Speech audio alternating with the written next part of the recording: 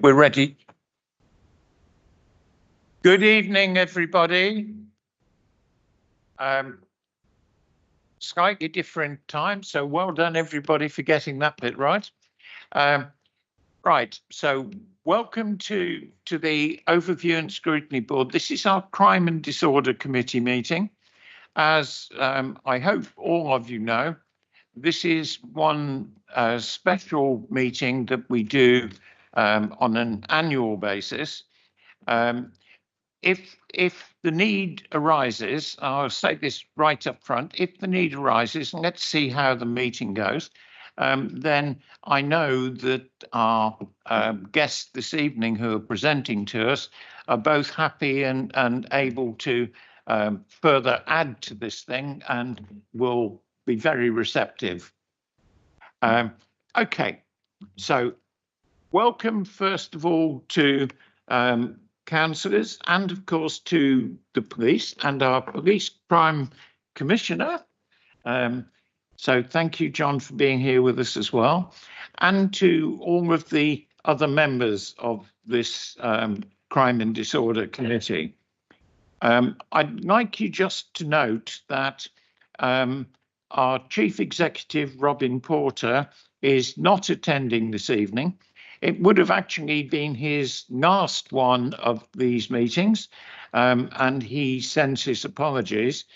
But I hope you will join me in acknowledging the contributions that Robin has made, both to this committee and to the council. So if you will, I'd like you to join with me and say thank you to Robin in the normal way.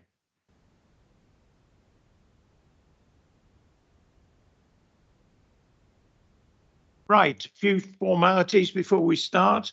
The meeting is being live streamed to the public.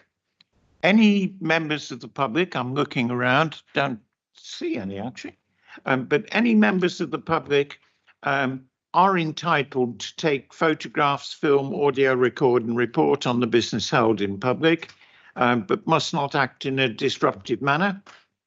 As I've said, this is the annual meeting. This committee has the responsibility for the review and scrutiny of the decisions and actions taken by the Community Safety Partnership in conjunction with the discharge of its crime and disorder functions. This is in line with the provisions of sections 19, 20 and 21 of the Police and Justice Act. I'm proposing to take the order of business as stated on the agenda, but I think first of all, I think we have to cover, I don't have any other further announcements. Apologies for absence, please. Thank you, Chair. Apologies received from Councillor Aslam Khan, Chair. Thank you. We have minutes from the 7th of March and the 13th of May. Do we have any body wanting to raise any issues in respect to that? Yes, Councillor Stephen. All right, yeah, my first one, please, Chair, if I could. On page 14, I asked at the last meeting how many interventions had been done by the police under Clare's law and how quickly were they dealt with and followed up. I don't recall having that information back. And I just wanted to give an example of a case in Bury Park where I was approached by a young lady working in one of the pharmacies who had complained that she was being trailed, harassed, if you like, and she'd reported it 6 times to the police. She had provided pictures of, Yeah, Councillor Stevens, what's this got to do with the minute? It's got to do with why I'm raising this particular point. Okay. Point of order, Chair. I think should it be raised related to what's in them? It is related to that. What Directly. It's very much related to that. councillor. Can we come back? Is there any issue to do with the minutes? All right. Oh, yeah. Well, there is my issue then to do with the minutes. Where in the minutes are we talking about? We're talking about on page 14, and we're talking about before we get to the resolved item, before the resolved, it says Councillor Stevens asked how many intervention had been done by the police under Clare's law and how quickly had they been dealt with and followed up. I don't recall getting the I'm sure the councillors here haven't had the information. Okay, thank you. I've noted that there is no issue with the minutes as such, but you haven't had the answer that you require. So we will follow up and make sure that you do get that answer. But Thank you. There are no errors in the minutes, are there? There are further things in the minutes, actually, Chair, yes. Continue and tell me where they are.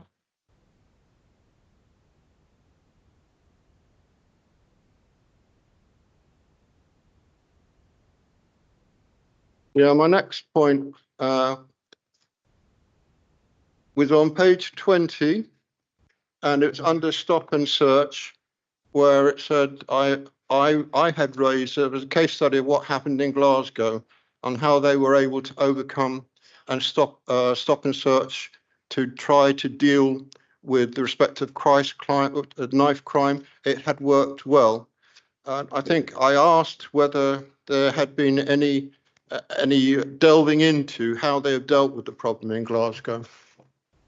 Where exactly in the minutes on are we stop and talking search, about? it's on page 20 under stop and search in the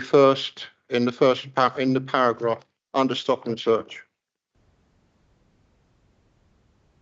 And what is the error in the minutes? It's not an error. It's just it was a request to find out whether there had been any delving into how they had dealt with the problem of knife crime in as far as Glasgow was concerned, where they had succeeded.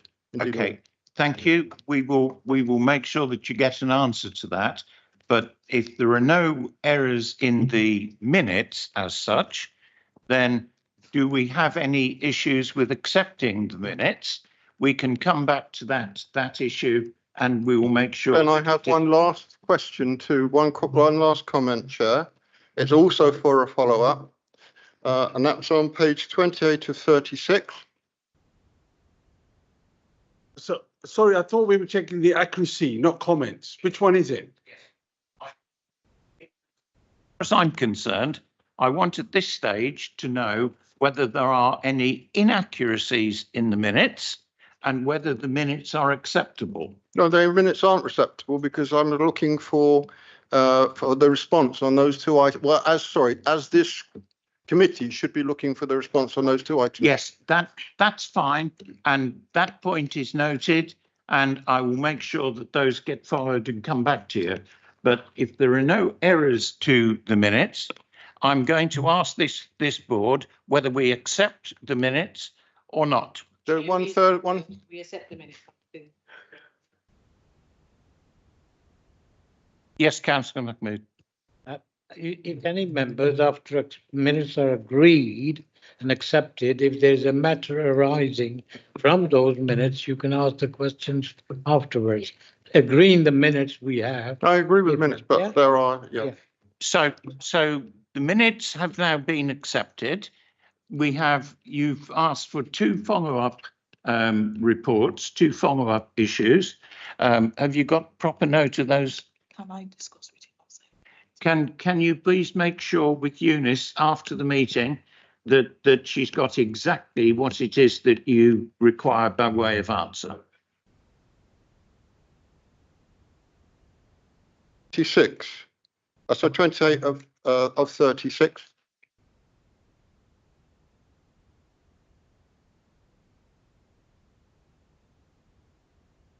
Well, you didn't let me raise that third point at that time, then, Chair. It is a response to what came in.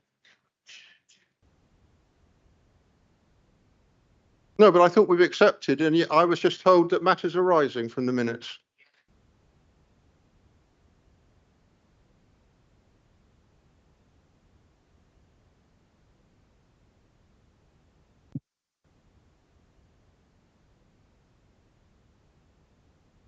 The third point is in response to, it's on page 28 of 36, third paragraph. It said, in response to comments, the chief executive commented that it would be very positive if the government were to give local authorities up and down the country the same powers as local authorities in London in relation to tackling the scourge of pavement parking.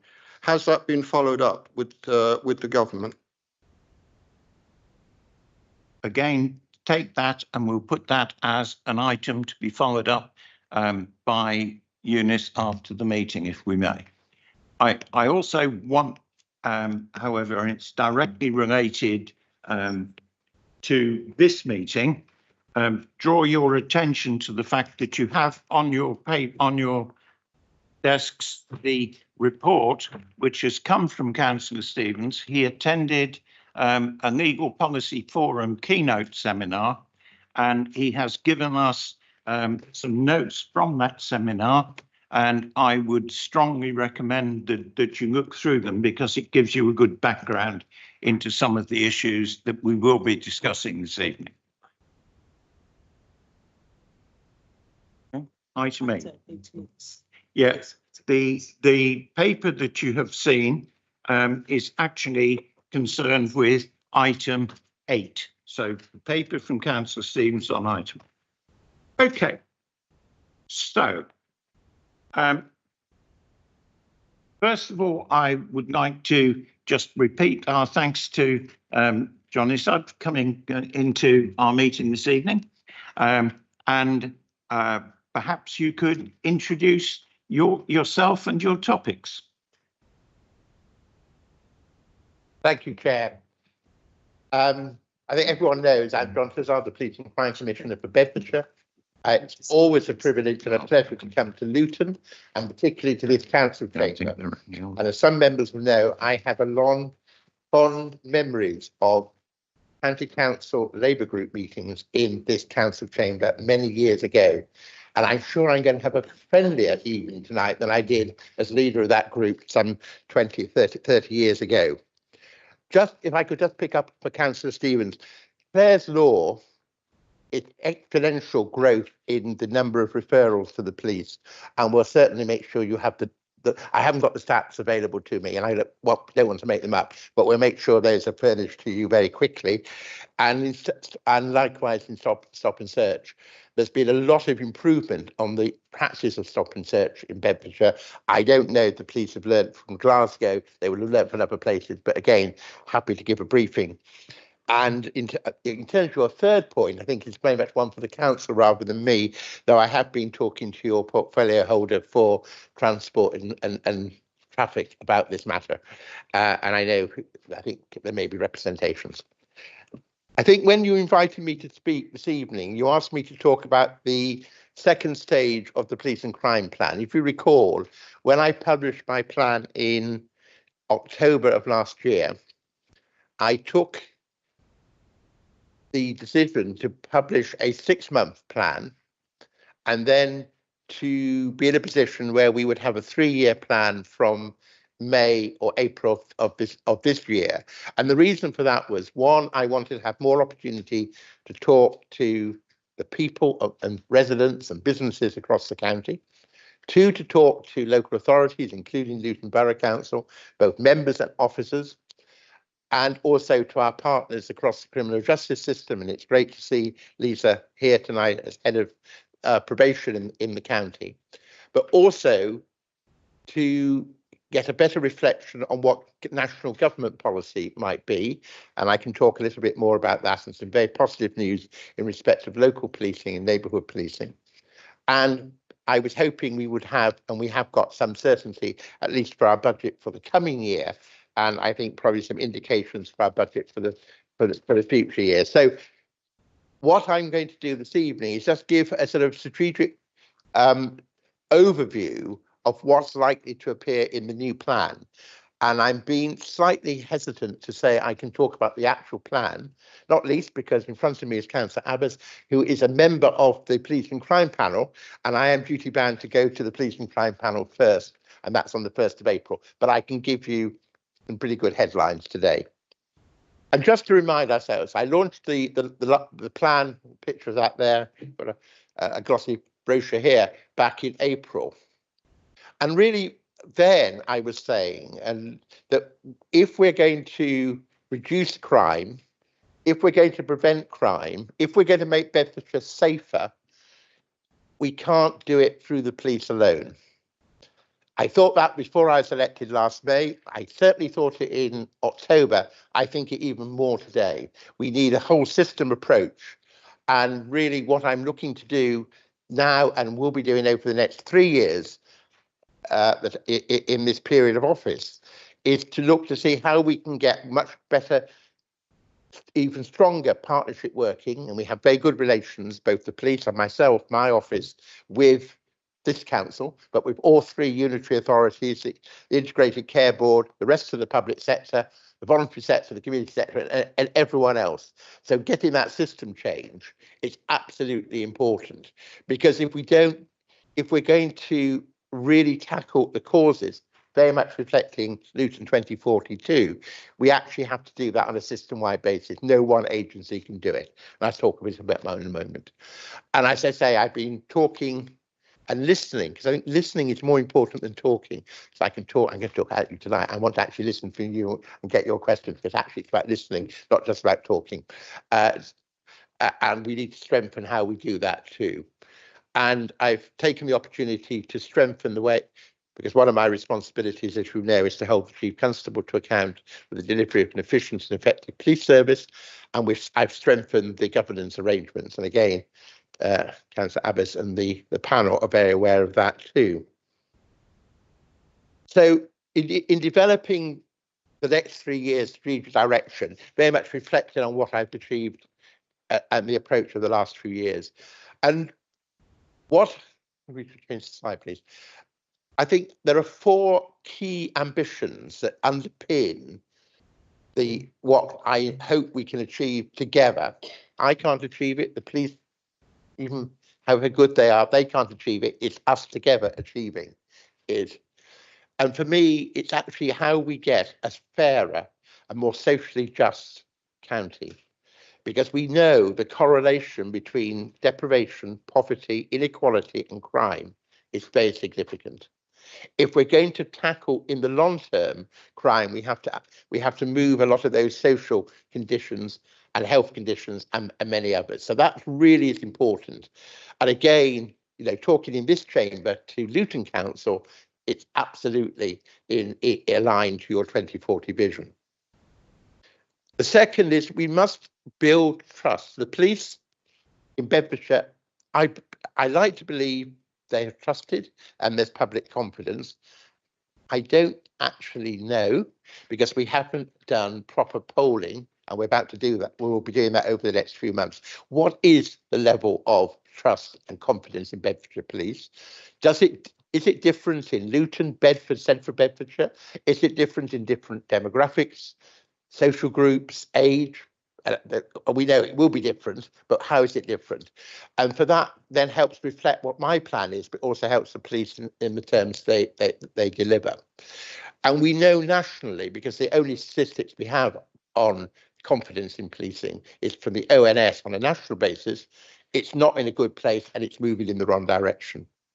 And however good Bedfordshire police are, of course, if there is a greater problem or lack of confidence in a large police service to the south of Luton, I won't name them, it will, it can affect public confidence locally too. But how can we build that confidence and get real legitimacy for policing? Because if policing isn't recognised by the community, it can't work, and we get friction. And I think we've got really good community policing. We only have to look what happened back in August of this year. One of the 5 police areas in the country where we didn't have any civil unrest, and what actually there was, those who might have been victims of that thuggery coming out and thanking the police In fact, there wasn't any, and I think that's a great credit to Bedfordshire Police. But really building that, and we must improve policing performance. We had His Majesty's Inspectorate's report on Bedfordshire Police published about 4 or 5 weeks ago, and it's good. They use the term adequate, but I think that's actually deemed to be good. But we need to improve, and even if we've got outstanding for every area of policing, we could still improve because we can always be better. And so, really improving police performance, and that feeds into public trust, because if we're responding, if we're solving crimes, if we're keeping people safe, they'll feel greater confidence. And the other is developing policing within the community.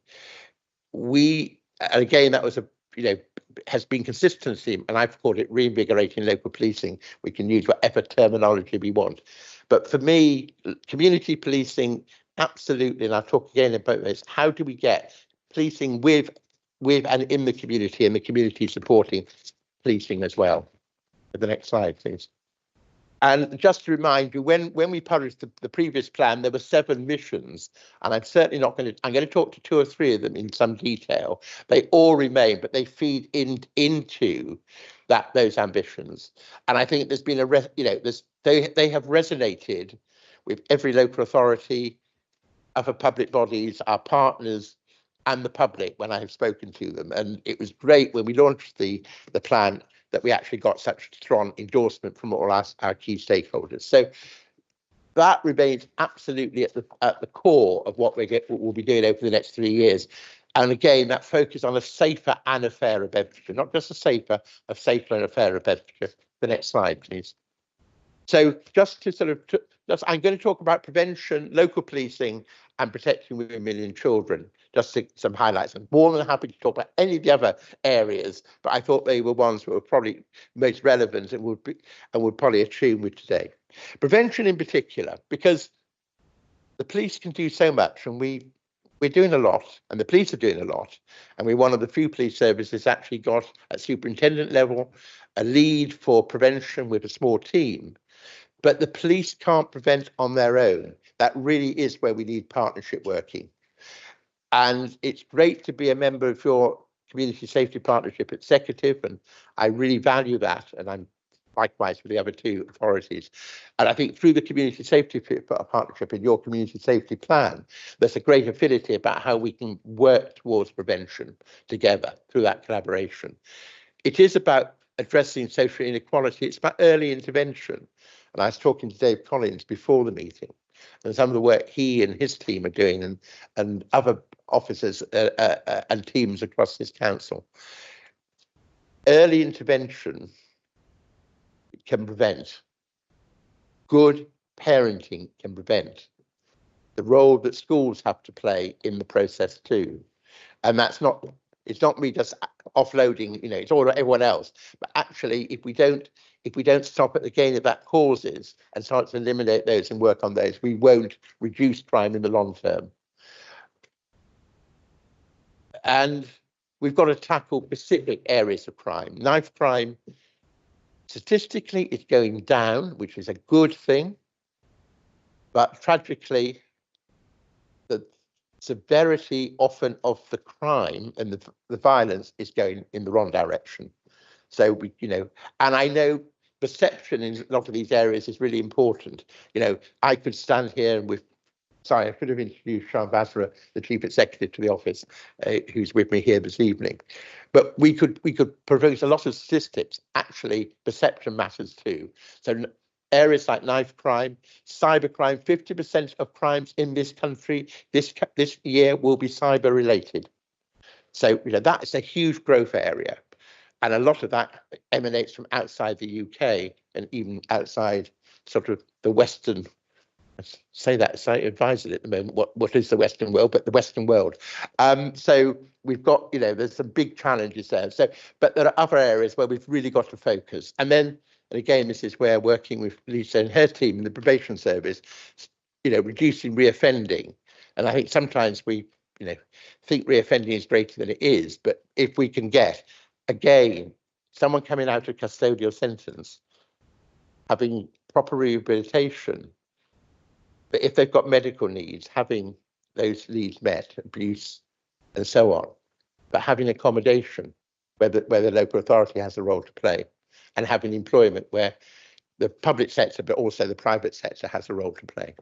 Because again, if people come out and they don't have those, so again, it's about how we get that collaborative approach, and that's going to be again a key part of the plan for the next 3 years. We'll move on to the next slide, please. And then local policing. Everywhere I go, every village, every town, every neighbourhood, everyone wants to have more police, visible policing, and I understand that. And that really is important. All I would say is that there are nearly 1,500 police officers in Bedfordshire. They and 1,000 police staff, and they play a key role as well as the police in tackling crime. You may not always see a police officer walk in the town centre or walk in your neighbourhood, but those police are there. And many of them will be doing specialist areas of crime and so on. But we've got to get a better response time. The police have reduced well under 10% on average now for answering 999 calls. A bit more work to have done on 101, but it's going in the right direction. My friend over there mentioned that to me earlier. But it's one thing to answer the phone, it's then getting to the crime, and more work needs to be done there to improve that. And interestingly, there's not much disparity between the time in rural and urban areas. You might have thought there might be, but there isn't. But it's also the nature of the response. So I've been, officers who are well equipped to deal with whatever they may find. It may be domestic abuse, it may be sexual crimes. So they need to have, they'll be the first responders, and they need to have that. And it may be some pretty horrible, those are horrible crimes, but it may be, some other vicious crime or whatever. And to be really victim centered when they take that from that moment forward. But local policing and neighbourhood and community policing is really important. And we're very fortunate. We've had the first instalment of our 4-year increase in funding for neighbourhood policing through the Neighbourhood Policing Guarantee, which is the government, you remember, the government was elected on a commitment to 13,000 additional officers across the country. And our first instalment is just under £2 million for the next the financial year starting on the 1st of April, which will enable us to have over 20 new additional police officers in community teams and 8 PCSOs. And I hope over that period we'll grow those. But simply having more officers, and my friend here, the inspector, would love to have more officers. However, it's more than that.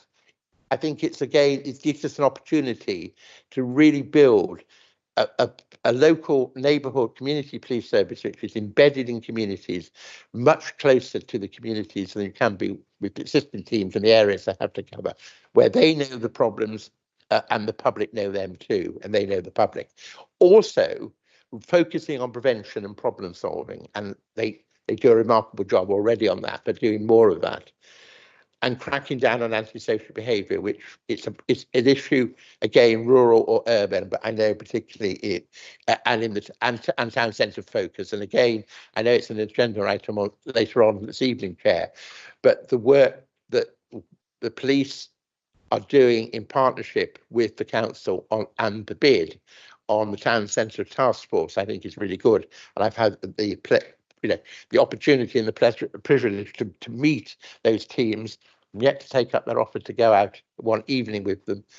They thought they got me, didn't you, one evening? So I walked by and they were going out, but I will come back and do that. But actually, I think that's really working well. And that's another example where we work together, we can prevent, we can improve confidence for the public. So that will play a key part too, taking forward the government initiative, but turning it into a Bedfordshire programme and a Luton programme, not just a national programme from the Home Office.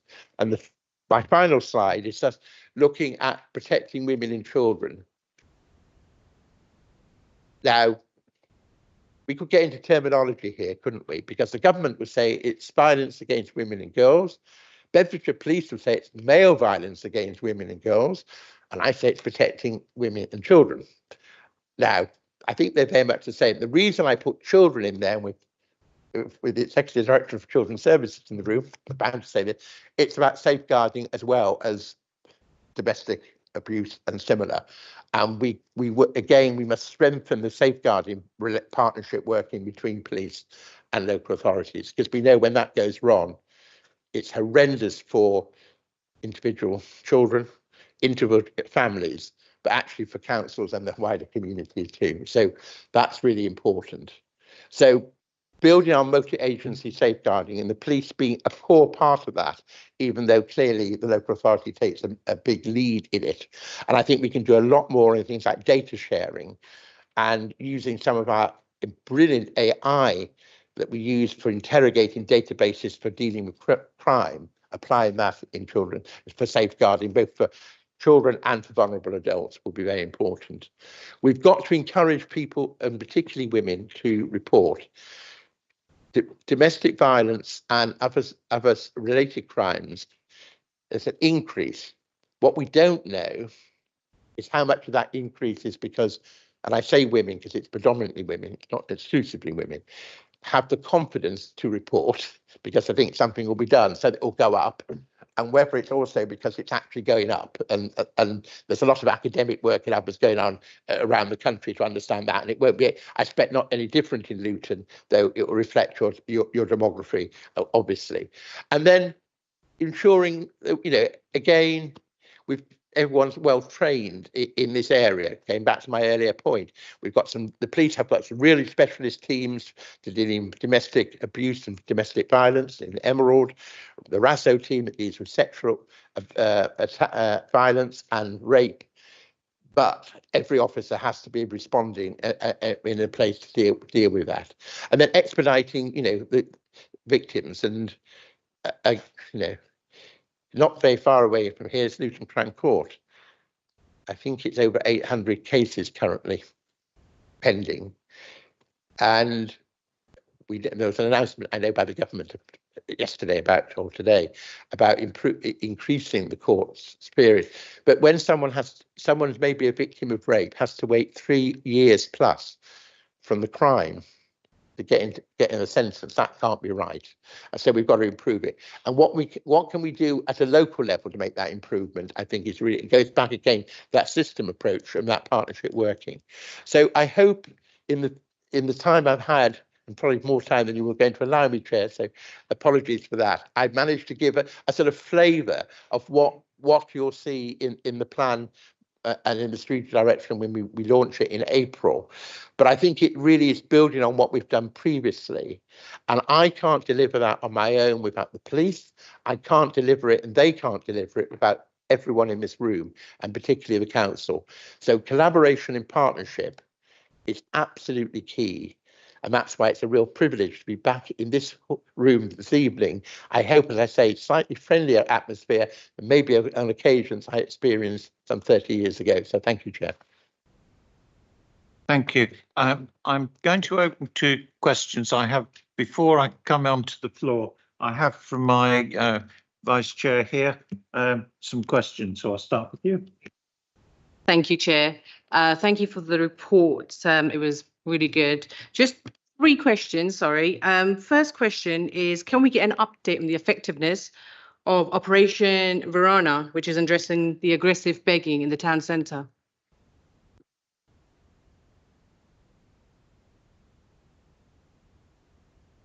Sitting behind me, and some of the officers from the council could probably give a better answer than I can to that question.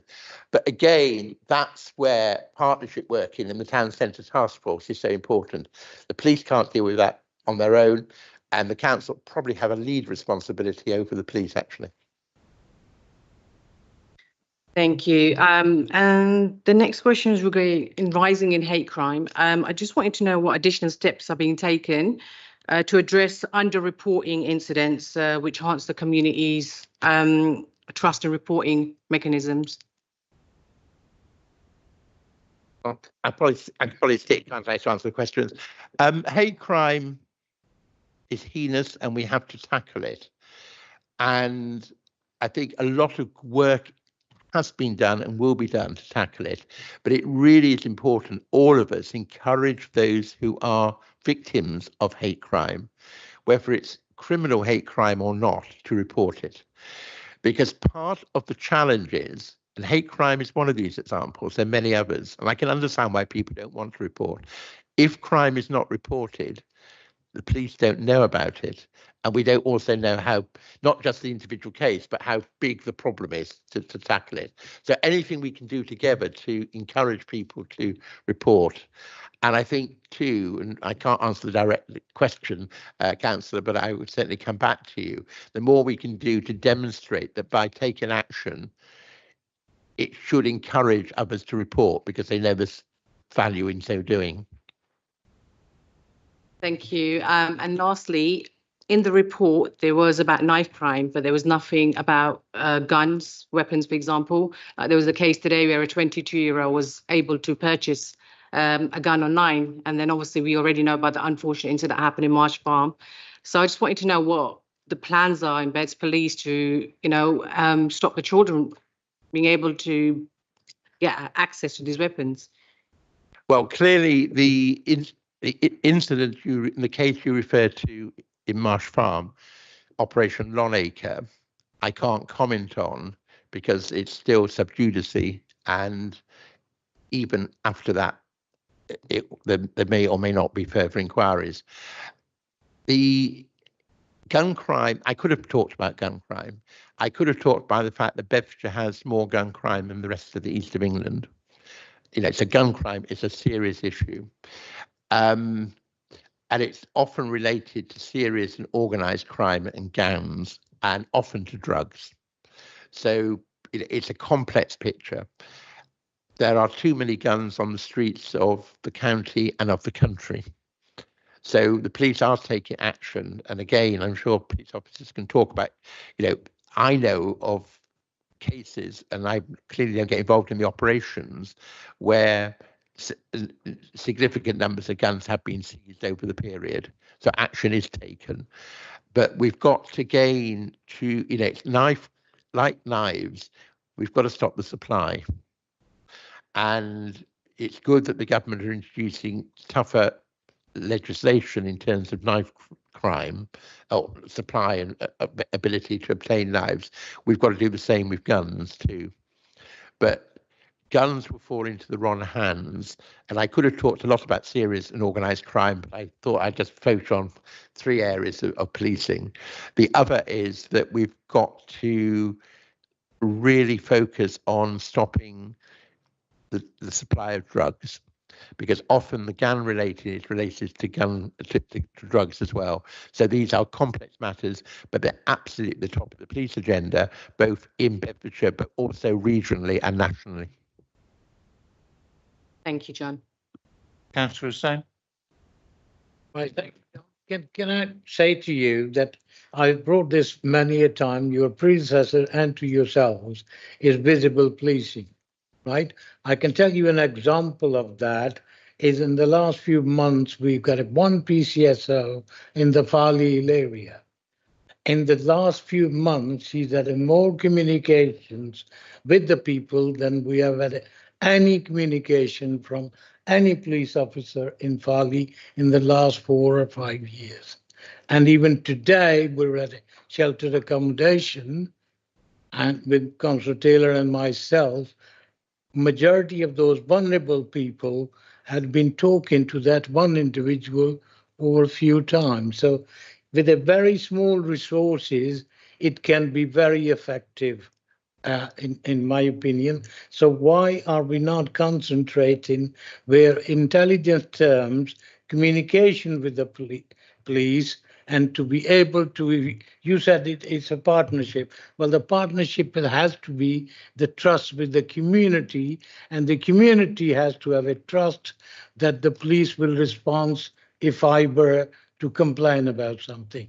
And that really needs to improve, because otherwise, if you are driving around all day long, you're not going to get the intelligence from the people who are witnessing crime but not reporting it because they don't have the trust that anybody will do anything.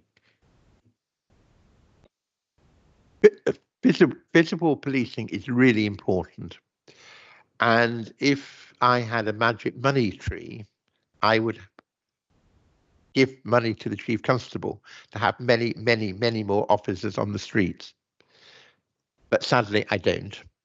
And nor does any other police service in this country. And Bedfordshire is the lowest funded police service in England. So we start a long way behind, but we have some, our crime profile does not reflect that. I talked earlier about my vision for community and local policing, and hopefully with the resources, we will get many more. And PCSOs, I think, have a key role to play. I mean, again, without getting into too much detail, PCSOs have the ability and the time to spend talking to people. Because they are not warranted officers, they won't be arresting people and then having to spend a lot of time at the custody suite and so on. So I think we want to balance the PCSOs and also working with your council enforcement officers too, because they have a role to play in this area as well. But I would go back to the point I made earlier, that although you may not always see police on the streets, and in your case in Farley, there will probably will be police activity taking place, because there will have been, a break-in, and that will be a specialist team. It may be it's one of the kinds of cases I've spoken to about earlier. So although the community police have a key role to play, they're not the only police service available to you. And if you've got an emergency and you have to dial 999 and there's a threat to life or whatever, it will not, well, most 90% plus of the time, it will not be a local community officer. It will be a patrol officer who will come, or officers who will come on blue light in a patrol car. So I think we've got to get that balance right. And I accept what you're saying. If people like to see police, and we need to see how we can make that happen more. But what I can't be saying to the chief constable, even if I had the power to, which I don't, I could suggest it, let's not have policing doing counter-terrorism activity. Let's have policing tackling the guns that the councillor refers to, because we want to walk the streets. So it's about getting a balance. Councillor Hanif, I understand you. Councillor Hanif, did you want to come in? No? Thought you had. Thank you, Chair. John, I just want to start with really congratulations about the community policing. From my point of view, what I've seen certainly in South Ward, they've been doing an excellent job, should I say, together with neighbourhood services. And I can't fault them other than to say I think they would do an even better job if they had more police boots on the ground. They're doing their best, I know, on various things like action days that they've been involved in. I've had the opportunity to take part with them. So I think from that point of view, the model is right. It's just that more resourcing, I think, is needed. But the second thing I wanted to pick up on, which you mentioned, John, is that of the scourge of the drug trade. You can go, I think, in any parts of the town, any ward, and you'll find residents will be talking about the problem of drugs dealing and drug taking. I certainly come across it all the time in the South Ward. And I was talking to a young PCO the other day who said that probably the drug problem is a lifestyle choice. I kind of take issue with that. I think it may start as a lifestyle choice, but then once it becomes a habit, and worse than a habit, it is no longer a lifestyle choice.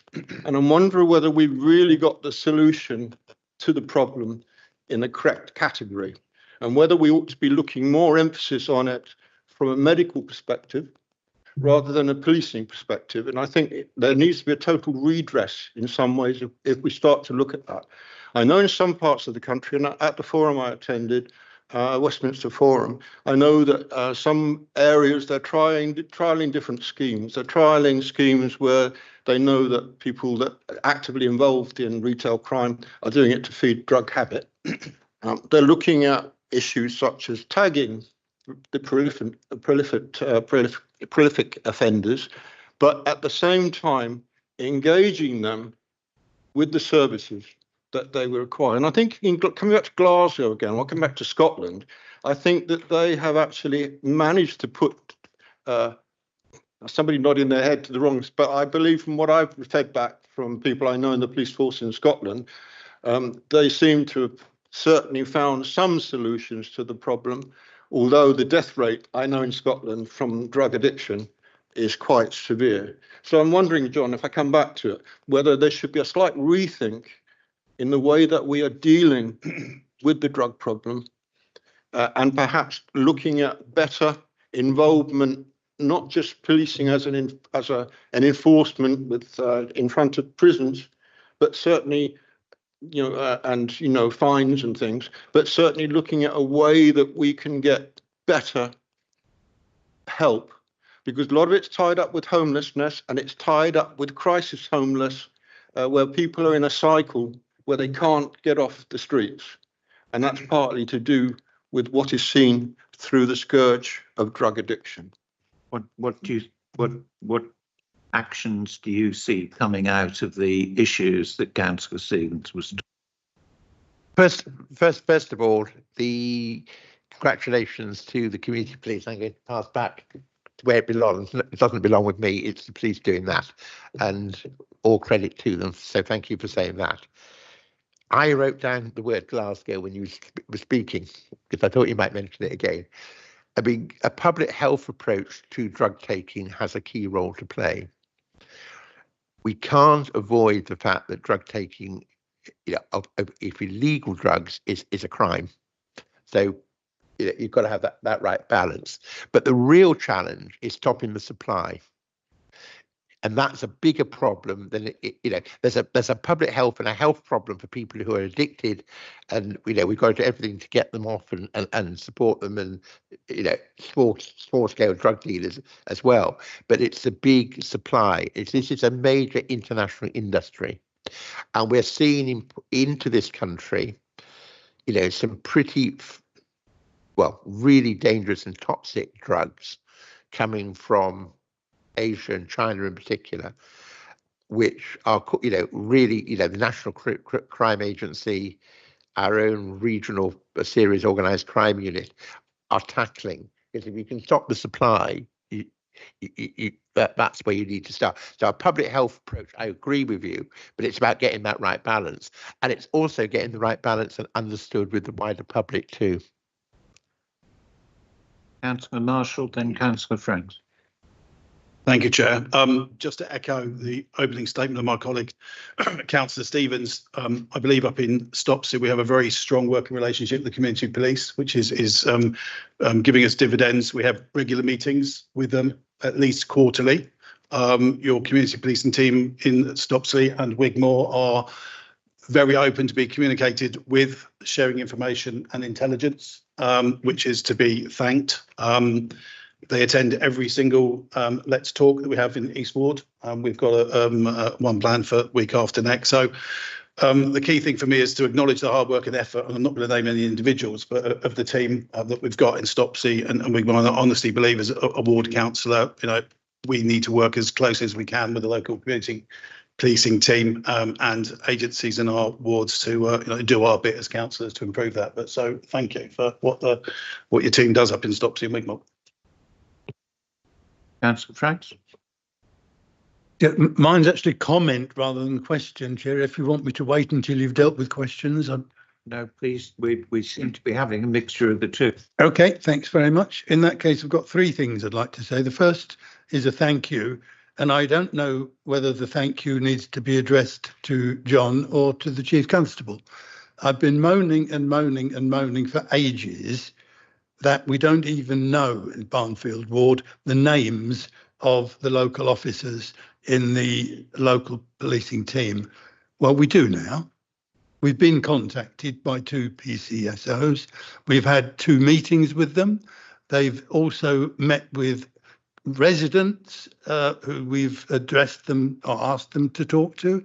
And we are building what I think is going to be a very useful relationship where we can work together. So, John, if it was you, and if it wasn't, Chief Constable, thank you for correcting that broken line of communication. The second thing, I just wanted a quick comment on this question of confidence in the police. I talk to a lot of constituents about issues around the police and problems that they've have with the police. The one thing I have to say that comes through to me consistently and always when talking to residents about police is that they all recognise that our police service is under-resourced.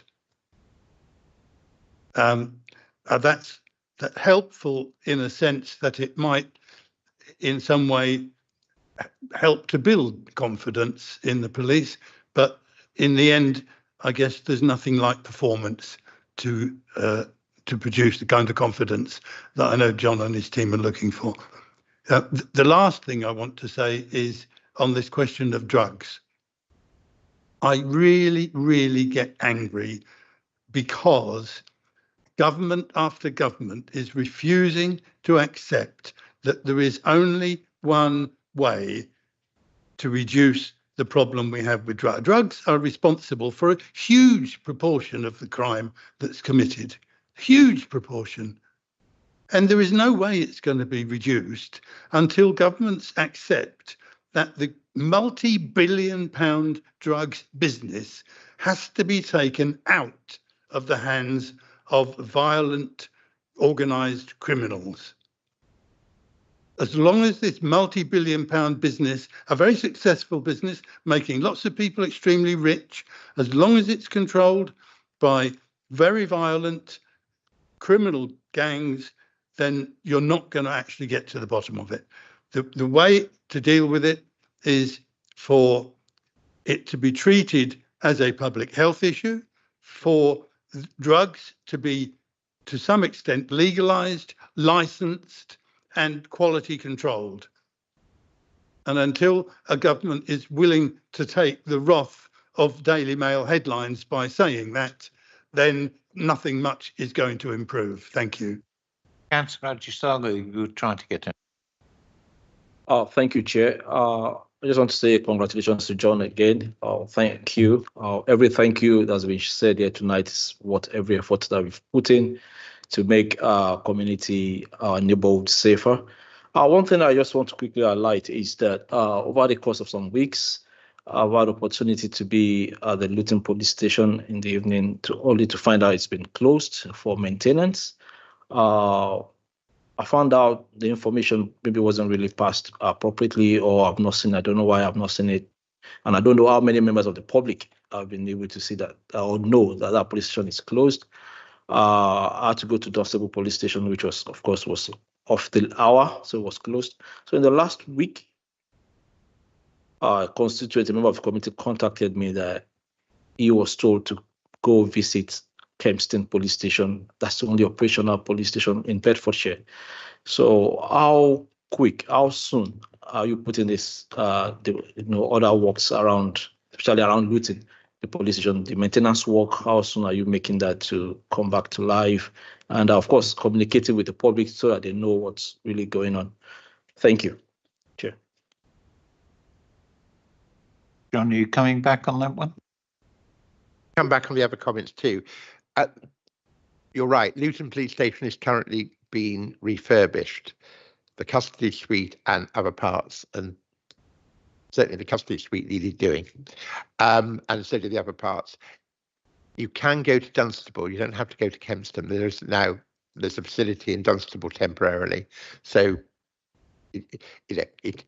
it's unfortunate, but the maintenance has to be done. So and if it wasn't properly communicated, I can only apologise. I don't know how that happened, but Dunstable is available at the moment, and people in Dunstable would like it to be available forevermore, and it won't be, of course, so they'll have to come to Luton after that.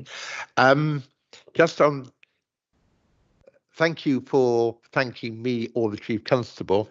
I suspect it's probably the Chief Inspector or the Inspector that needs to be thanked, but you know, I won't take that accolade, but we should have a named police officer in every neighbourhood, and that's part of our plan, so you should know the name. I think I spoke about drugs previously. Absolutely, you know, it's an international organised crime, and we can do so much in Bedfordshire. We have to work with our partners elsewhere across the region, and also nationally and internationally as well. And I talked about the public health element before. Yes, Bedfordshire is under resourced. We are the lowest funded police service per head of population in the country, and that was, you know, that was a highlight in the inspector's report. But the inspector's report also said that Bedfordshire Police were performing above really well in spite of not having the resources. And I would always argue you can't, if you, in the public sector, if you argue you can't deliver quality because of you're under resourced, you're on a sticky wicket. And actually that's, you know, not, you've got to be clear about what you can deliver and what you can't. You can't overpromise. But we do need to get, and you know, and there has been consistency across the county from all the local authorities, all members of parliament, irrespective of their party, arguing for a better funding formula. Bedfordshire's particular needs have been recognised by the previous government, and I hope will be re-recognised by the current one. We're still waiting for final confirmation that we get a special grants because of our level of organised crime and gun crime in particular, which supplements our core funding.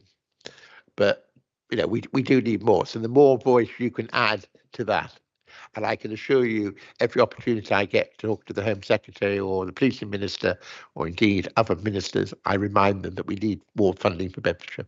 But we've just got to keep making that argument. But we've got to make the resources we've got go further, and the more again we can work in partnership. And you know, without getting into all the detail, a very significant part of Bedfordshire policing is done jointly with Hertfordshire and Cambridgeshire, road traffic, arms policing, dogs, forensics, and I could go on. And that actually is a good way of getting economy of scale as well, which gives us resilience and capacity we would not have if we were doing it simply as Bedfordshire Police. Councillor Abbas, you've been very patient. Thank you, Chair. Thank you, Commissioner. I just wanted to thank you for your presentation, and I look forward to seeing your detailed crime plan at the Beds Police Crime Panel meeting in April. What I was going to say, I mean, it's welcome news that your budget's gone up. You had a 6.6% increase, and you've got an additional 2 million for community policing, which is a stark difference to the previous government, who I don't think were investing in policing. But you answered part of the question. I was going to ask you, what are you doing about getting a fair funding formula for Bedfordshire?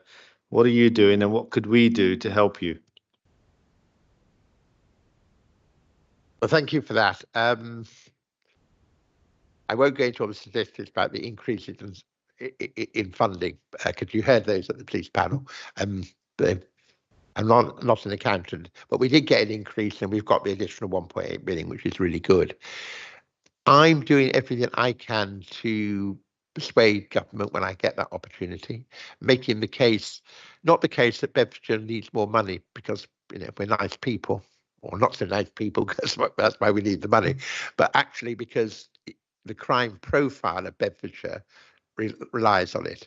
You know, this town, and let me say, there is more crime outside this town than there is in this town in the county. It's a metropolitan borough in all but name, I would suggest. But we're funded as if we were Lincolnshire. Now, I haven't, you know, Lincoln is a fine city. It has a cathedral, which you can't match in Luton. But it's not Luton, it's not even Bedford when it comes to crime profile. And I did hear someone from Lincolnshire say they've got Skegness. Now, I've been to Skegness. I don't again think Skegness and Luton equate. So we are being funded as if we were Cumbria or Lincolnshire with a crime profile which is not matched in the east of England. It's not matched in Hertfordshire, for example, in spite of, you might think with Watford or in Cambridgeshire with Peterborough. It's much more matched with some of the parts of the metropolitan London and the West Midlands and West Yorkshire and Greater Manchester. So we've got to make that argument in a rational and reasonable way.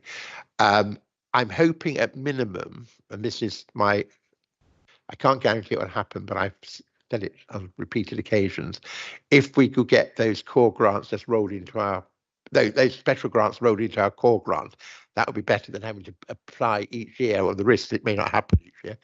But I think anything you can add as a council, making a rational case, and I know, there's other issues in Luton. You've got, issues at the moment with, with managing asylum seekers and so on. So there are many arguments for why we need. Clearly, we hope, don't we? Everyone in this room, I assume, hopes that the Secretary of State for Transport will give the green light to Luton Airport expansion. And I know we will very soon, and that will be really important for the economy of Luton. But of course, it itself could lead to more. Now, the airport contribute to policing, and the borders and the counter-terrorism element of policing are paid directly by the Home Office. But that will mean more people coming in. So there are big arguments. We're hoping, even at the same time or very soon, Universal Studios are going to announce their major investment in Bedford Borough, or the south of Bedford Borough. So all those are arguments. And we also know we have more growth in Bedfordshire than most other counties in this area. And we've got the east, we've got the Silicon Valley. I was going to call it the East West Rail. We have to call it the Silicon Valley now, don't we? So there'll be a lot more development. So we need to get policing that reflects the increase in population. But you will know as councillors, when, if Luton expands in population, MHCLG may get round to recognising that 10 years later, and the same can happen in the Home Office. So we've just got to make a really coherent argument. And I think what I'm willing to do, and I've been talking to some of the MPs about this, is actually really get a really coherent argument we can all use, both sort of soundbite stuff that we might use, but also a more sort of considered response that we can all sort of sign up to jointly. Councillor Anif, you wanted to come in this time after my false attempt. I'll come back to you in a second. All right. Yeah. Again, I would like to thank you for your report and your friendly manner in which you speak to members of this chamber. Just a comment and a question. I'm afraid I'm going to have to disagree on this occasion with Councillor Franks about legalising certain drugs, because as somebody who works with young people and the facts that they have, the science says that, and then I think we've got I don't think this meeting and this chamber, this council can affect national policy, but through the commission, I think we can ask for better enforcement and to get, this drugs off our streets. A couple of questions. Perhaps if you can also shed some light on follow up on the begging, because some of the aggressive beggars, especially on London Road near the Mountain and Castle Street, have been committing petty crime in the residential blocks.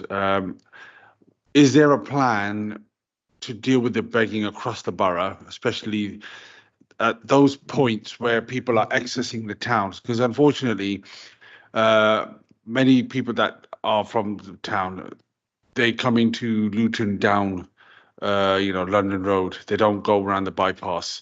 So if the first thing that you see coming into the town, these aggressive beggars, that's not a very good look. And again, there's another permanent post outside the police station, and a third one in the gateway to Bury Park. So what is the plan to deal with that? I know Vic's going to come on to that with his report, but from the Commissioner's office, what's there to deal with this across the borough and the county? Because there needs to be a joined up approach to deal with that, because that's the begging. It's the other crimes that feed into that and contribute to so a lot of the incidents. Because I've been out a few times, into that part of the town, and it's not a very good picture at the moment. I'm actually going to dodge that question because it's an operational question, not a strategic question. So I think when you have the inspector speaking, that may be a good time to ask that question. I am absolutely determined we should work in partnership, and the police should work in partnership with the council, because actually, again, you can't arrest your way out of that problem, and nor can the council just resolve it on its own. And I know you've imposed PCSOs and similar, but actually you may sometimes just displace the issue. So my answer to you, Councillor, would be I want to see that work in partnership. The more detailed operational questions, I will bow to my police colleague to answer. Councillor Abbas. Thank you, Chair. I had a couple of questions. First one was, Commissioner, I welcome the work you're doing in prevention, which is absolutely critical, because if we can get in there early and take people away from crime, that's good. I was horrified to read the statistic that in the UK, 85% of young people in custody have been at some point excluded from school. And I just wondered, in your prevention work, what are you doing around permanent exclusions and exclusions from schools, and what are we doing working with those young people? I would turn that question back to you and to your colleagues in this room. What is Luton Borough Council doing about exclusion from schools? Because actually, it's principally a local authority and issue, and I'm looking now at the Executive Director. However, it is important, and I know in London, the Violence and Exploitation Reduction Unit, and we have one in Bedfordshire, which is part of my office.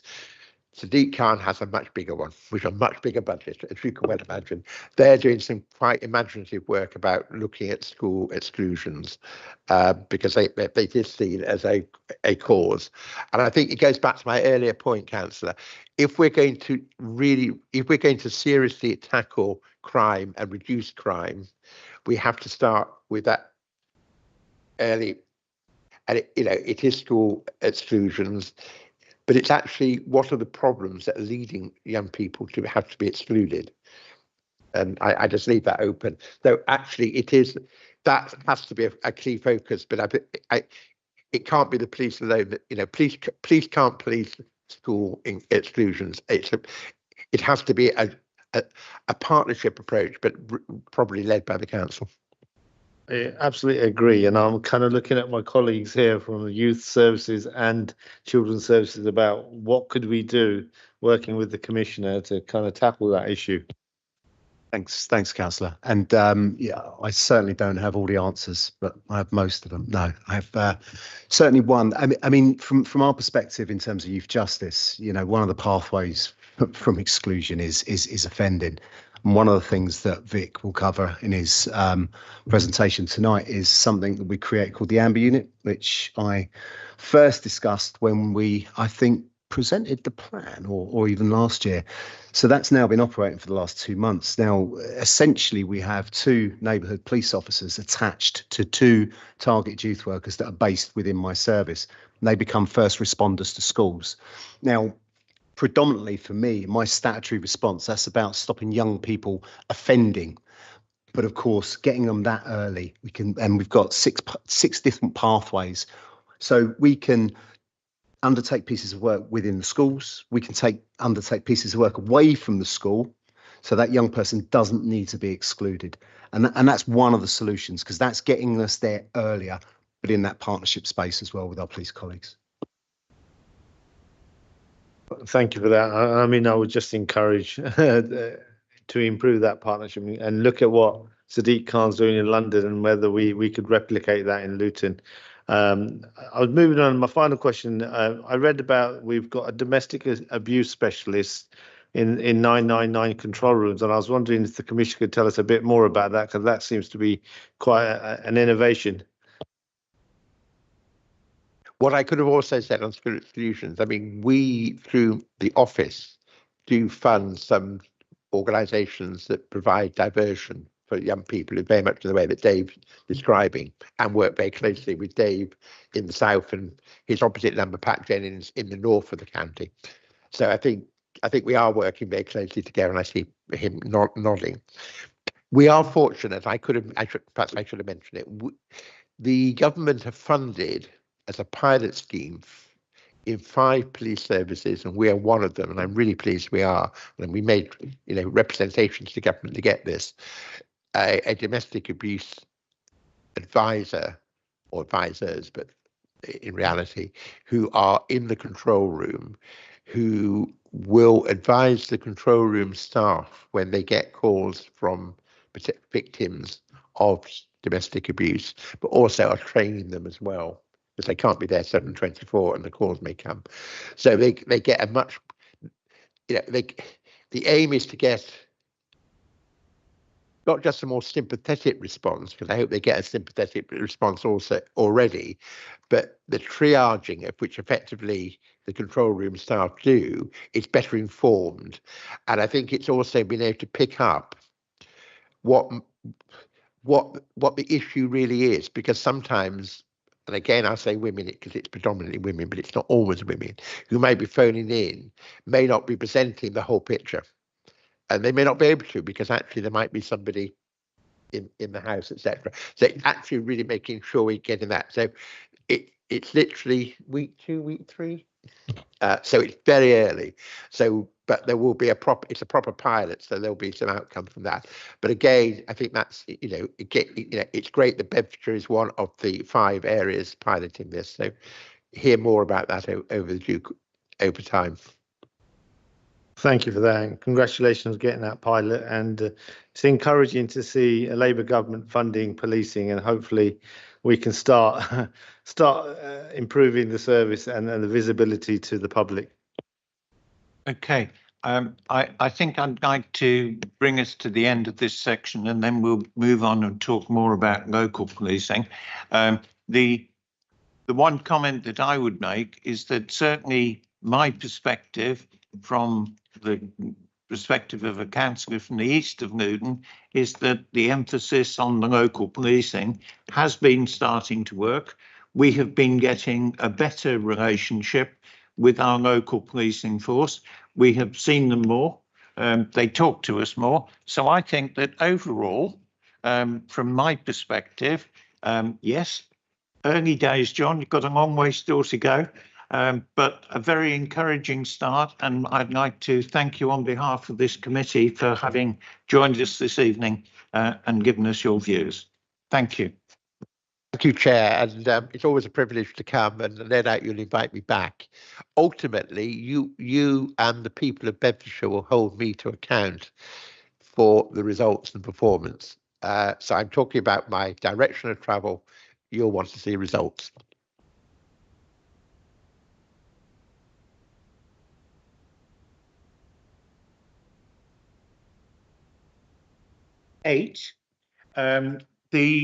This is a combination, and I have an agreement with the inspector, who you'll be hearing from in a moment, that if we wish to get into more detail, perhaps at a later date on some of the issues, that he was happy to come back to the General OSB Committee.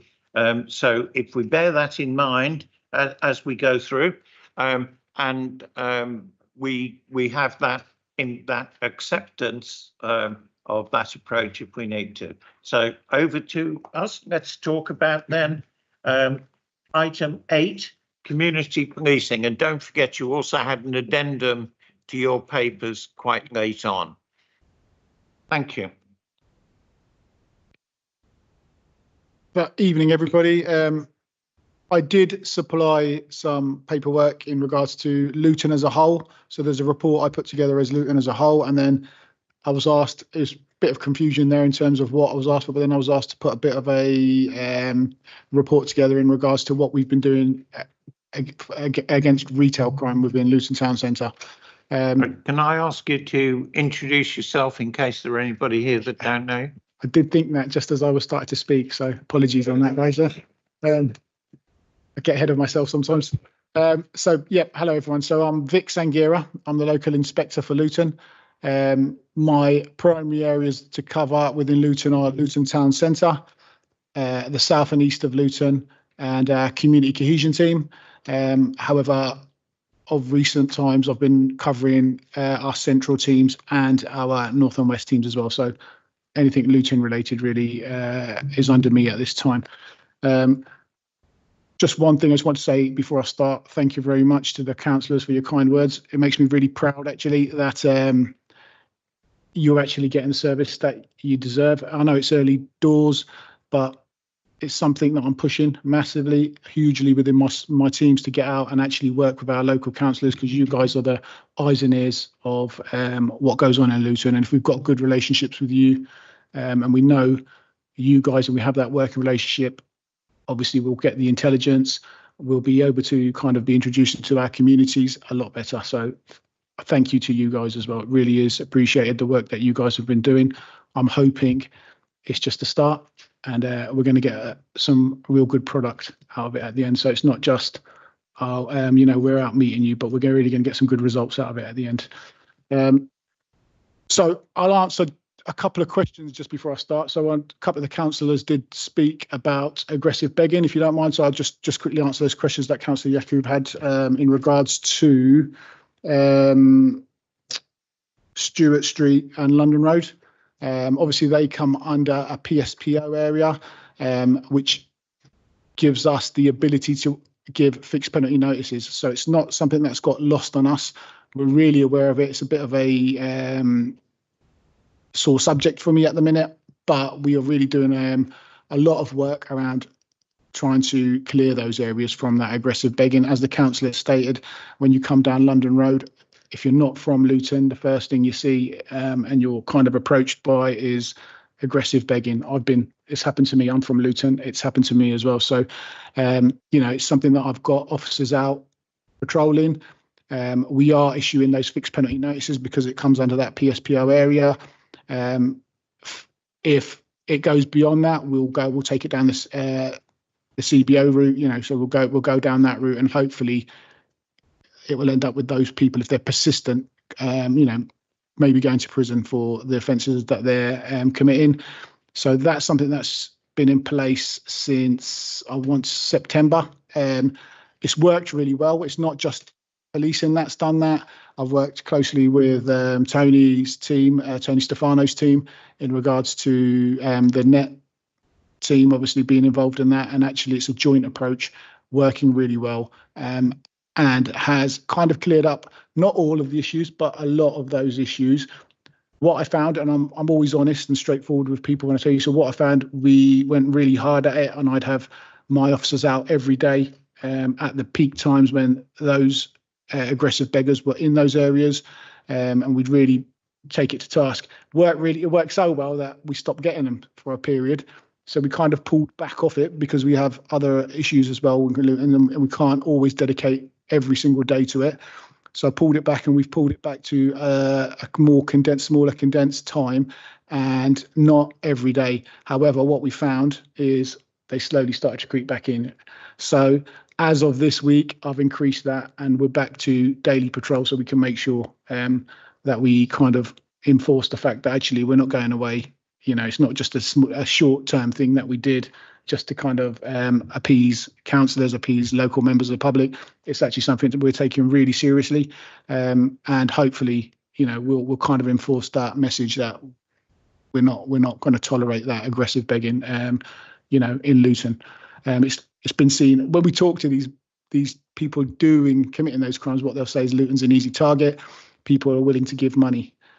I know from being from Luton myself, Luton's quite a generous town, to be fair. People do want to give money to charity, but obviously there's other ways of doing it. So there's that educational piece around that as well, where we're kind of trying to educate. We're working with colleagues from the council maybe to get signs up signpost people to where they can donate money rather than give it to people hanging around the streets. So hopefully that answers your question. That comes under Op Verona, councillor, as you was asking. That also applies to the town centre. And we're again working on those real aggressive ones, and it's the same process. It's not an overnight fix. It will take some time, so bear with us. We will get there eventually.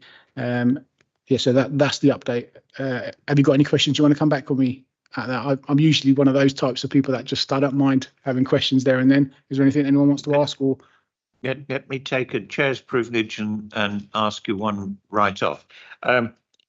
I saw in your papers, you talked about education and diversion.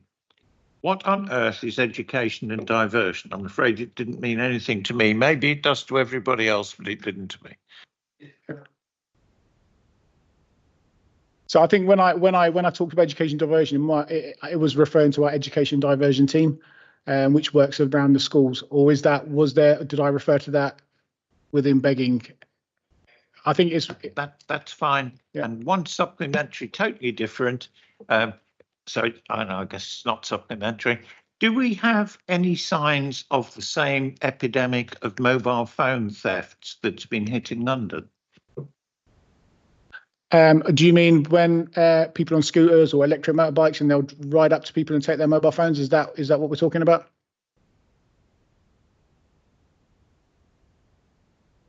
In the street. Yeah, that's what I mean. Yeah.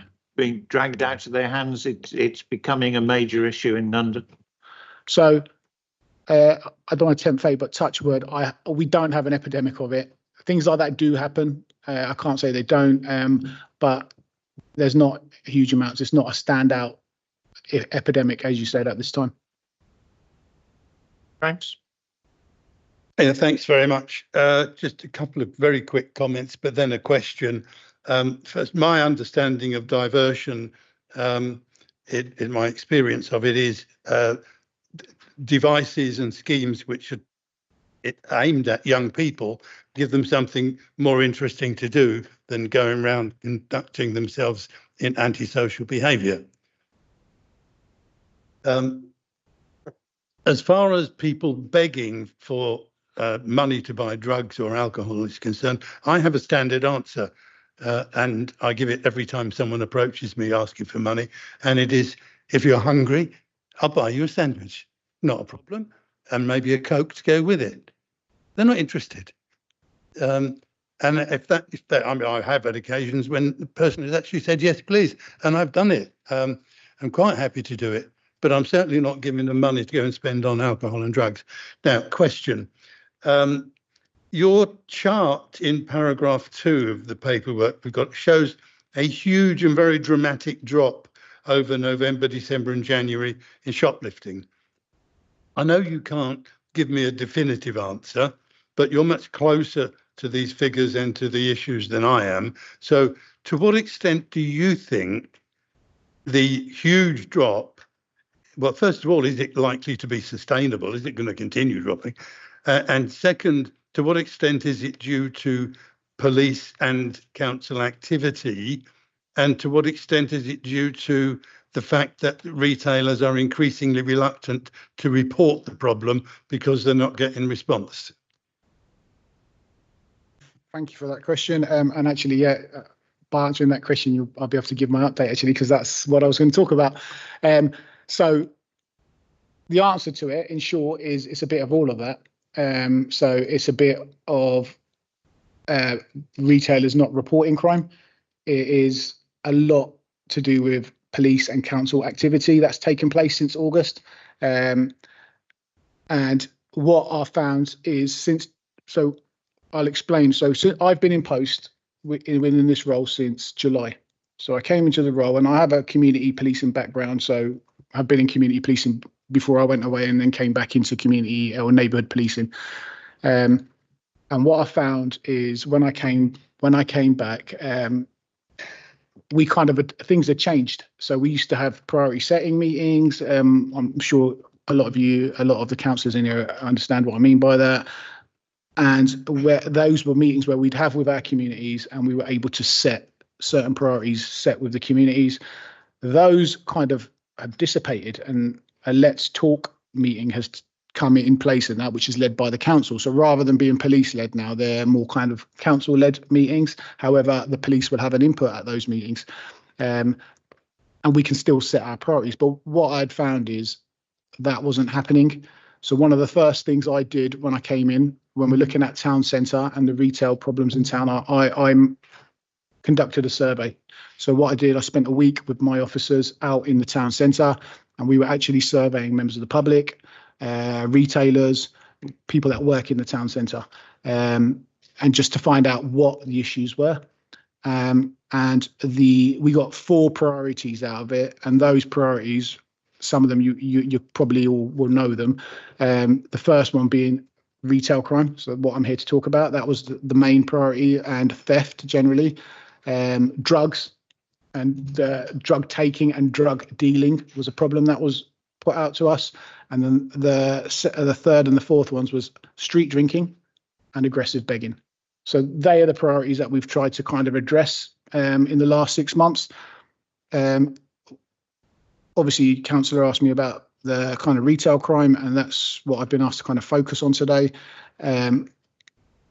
So I've put a real emphasis on having a police presence, number one, in the town centre, because that's something I picked up as well. I mean, when I first started, I met, I think, Councillor Hanif in the town centre at an event, and one of the questions he said to me when he found out I was the inspector on town centre was, well, what police have you got then? There is no police, I don't see them, which was a fair kind of comment, to be fair. There wasn't, and he wasn't the only person that said that to me. There's quite a number of councillors that told me that. So the first thing we did was actually focus our community policing team, the town centre team, to be working and be visible in the town centre, because straight away that provides that visible presence, and people know actually there's police around, there's council enforcement teams around, they're working together. You know, it's not such an easy place to commit crimes. On top of that, we brought in, I always call it the Maul, but it's called the Point now, isn't it? I have to get my head around that one. The Point security team to work alongside us, especially when it came to retail crime with inside the Point shopping mall. And we've put together a number of action days in regards to tackling that retail crime. So days where we have high visible policing out in the town centre, and days where we have a mixture of high visibility policing and officers in kind of plain clothes, so we can catch people in the act. So that is the kind of work that we've done over the last 6 months. And actually from that work, it's no coincidence the numbers have started to drop. However, I'll caveat that with the fact that we're not getting reports as much as we should be. We're not getting the full picture. So we've done a lot of educational work with the retailers, especially in regards to reporting crime prevention, and security of their stalls, to try and manage that. That's ongoing work. They've been quite receptive to it. The Point have massively helped us with that in terms of organising meetings with the retailers, and we're us being able to give them that education, not just individually, but as a collective. So that's the work that we've been doing over the last 6 months. And actually, I'm really proud to say that the numbers have dropped. I've only got up to January. So next month's figures will kind of give me a little bit more of an indication of, is it going to continue to drop or is it not? Town centres are kind of quite unstable places when we think about it, because you've got that transit community, people come in and go in on a regular basis. You never quite know what's going to take place. So never say never. We could see a spike next month. But however, the work is being done and will continue to be done moving forwards. I was just looking at my notes. Go, if I may, to Councillor Hanif in just a second, but just one question from me, because yesterday I was not in the town centre, but I was with some people doing their weekly shop out of town at a centre in a supermarket, and I spent the time talking to the security man in the supermarket, conscious of tonight's meeting. He tells me that in that supermarket, which I won't name, but in that supermarket, he has at least 2 and often 3 thefts per day, and very rarely do they bother to report it to the police, because they find it just takes too long, and they either get the goods back or don't follow it up. So that's 2 or 3, and that's from one supermarket. I know it's a random example, but that was me yesterday. No, and you're exactly right, because I talk to the retailers, my officers talk to the retailers, and they won't report low-level crimes. So if someone's stolen something that's worth £5–10, they don't want to report it, but just because they haven't got the time to report it, and it takes too long to report it. So we're looking at ways in which we can kind of take that away with them. We're working with Luton Bid to try and come to a resolution. Luton Bid have a reporting system that they call DISC. There were talks about linking that to police systems. That's not going to happen. It's just, that's not possible. But we're looking at ways to try and help in terms of how can we link that together. So that's an ongoing piece of work that we're doing. We'll be taking up with the bid and kind of watch this space. I don't have much more of an update on it than that at this time. Thank you, Chair. Couple of comments and combination of comments and questions, Chair. I mean, thank you for the data in the report. It's very useful. I'm old enough to remember there used to be a police room in the mall, or Arndale, as some of us call it. Are there any plans of bringing that back? Because there used to be one. You know what I'm talking about? Used to be a police room. Yeah, there used to be the police room in the mall. I'm not sure why it came out.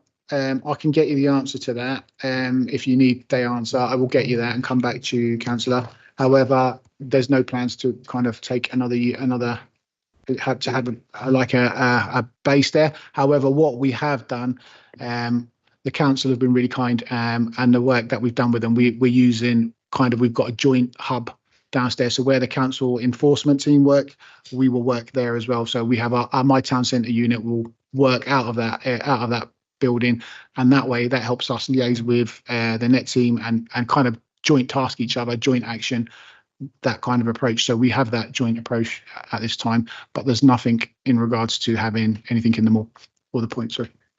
Yeah. And I like the fact that you are focusing on St George's Square and the town centre, because it should be the jewel in the borough, in terms of the jewel in the crown of the borough, in terms of a place where everybody should come and feel safe. I mean, not so long ago, I asked my daughter, who studies in the West End, to join me in Hong Buffet, and she was afraid to walk on her own from the station all the way around. So those of you that know the local geography, and that kind of worried me, that she feels safe on the underground in the West End of London, but she's as a young age woman, she didn't feel safe in her own town. And appreciate the efforts and the focus that you are doing. Am I correct in saying that you're getting some more officers for the town centre? Well, one more of it before you come in. And based on the data, with burglaries, that according to your data, despite the fact that burglaries have come down, it still averages them more than one a day. What is being done to address that? Because still, we want residents of the town to feel safe in their homes. So despite the fact that it's come down, have you been able to identify, why and what could be done to bring that number down? Yeah, I'll answer your first question in regards to officers coming into the town centre team. Yes, is the answer to that. We have an additional 2 PCs that will be coming into the town centre team, and an additional 1, possibly 2. I'm still in a bit of negotiations with another team to get the second PCSO into my town centre team, which will bolster those numbers. I'm not happy with that number still. I want more. I spoke to the commissioner earlier. I'm glad to hear the news that he gave me in terms that we will be getting more police officers into community policing, which will hopefully help us bolster our numbers. At this time, I can't commit my officers 7 days a week because they have to have days off. The team's not big enough to be able to kind of spread that work a load. But what I want to do is get to a position where I can make almost 2 teams out of my 1 team, and that way have 7-day coverage in the town centre.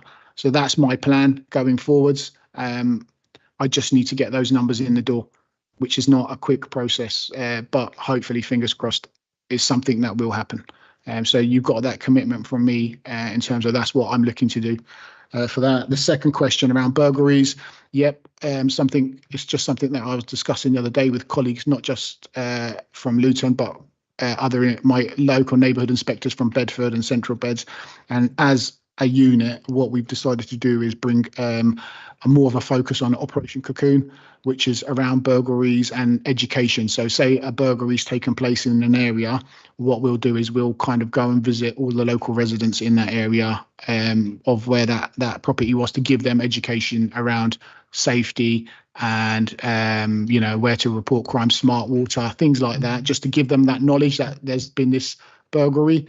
Also, there's an emphasis around looking at series. So sometimes we'll get a series of burglaries that will take place. I want my teams to focus on those burglaries and actually adapt what they're doing. So if we see a series of burglaries take place within Alexandra Avenue, say in Luton, and that's just hypothetical, there's not that happening in there. But if we was to see that, I want my officers then to dedicate their time for the next couple of shifts on actually, let's get in there at those key times, be present, and it might be plainclothes that they're out there just finding out what's going on, educating all of the residents that this is what's happened, and kind of really trying to home in and knuckle down and catch them in the act, because that's the best way to deal with it. I mean, we have all the other ways, the forensics and things like that, but nowadays most burglars will wear gloves, they'll smash a window, get in, and the kind of that kind of evidence won't be there. So catching them in the act is something good. My teams have the luxury of being able to do that, where they can focus in on an actual problem that's taking place. So that's something that is a daily kind of part of our policing now. It will take a little bit of time for it to bed in, but it's something that we're kind of really focused on. Proceedings. Thank you, Chair. Good to see reduction in the town centre. One of the things I was hoping for, and I'm pleased that you're coming back, was to see what we are doing town-wide with regard to retail crime. And that's something that maybe John might take on board. We have a successful Luton bid. I don't know whether we have a crime reduction partnership, which they have in many authorities around the country. And I think that is something useful, because the National Association, and they share information, they share advice on how to tackle things. And I'm wondering if we ought to be establishing one in Luton. Picking up Councillor Frank's point, there is it's a national problem about underreporting.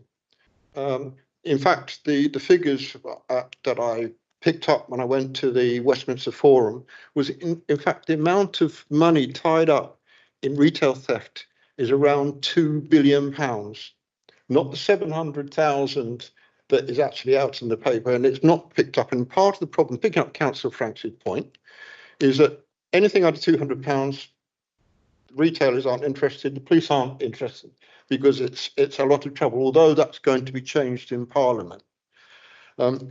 But it is an issue.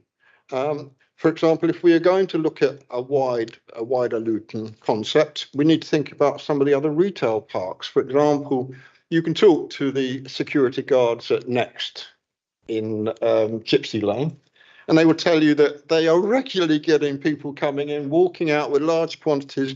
They don't bother to tell the police, because they know that the police aren't going to turn up with, I'm not saying you're very busy doing other things.